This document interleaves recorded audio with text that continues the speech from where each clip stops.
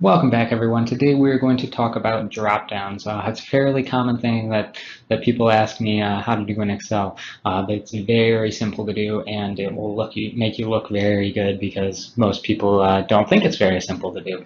But you can use it in forms or in any sheet that you want to kind of lock in certain selections so that if you're using other formulas or if you're using some type of an order form, you want to make sure that people only select the options that you want them to. So this will enable you to do that. So the basic start of it is going to be the same no matter what. You're going to jump over to the Data tab and go to Data Validation, and that will bring you to this pop-up window. Then under Allow, you're going to say List, and then under Source, this is where we kind of differentiate in a couple of different ways that you can select the source.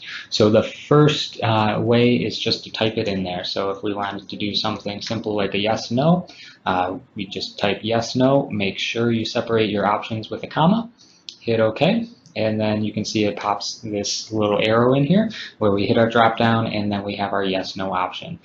You can see that you only have those options to do. You still have the ability to type in, but even if you type in not matching the case, hit enter.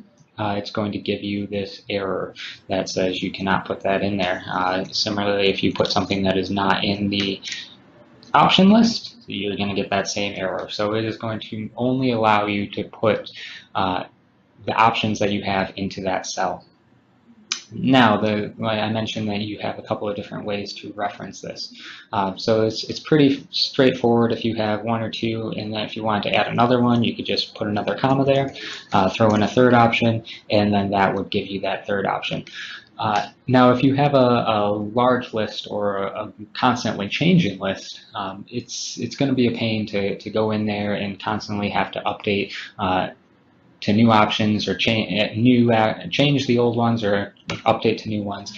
So another easy way to do that is with a table. So you can see I've got a couple of different types out there.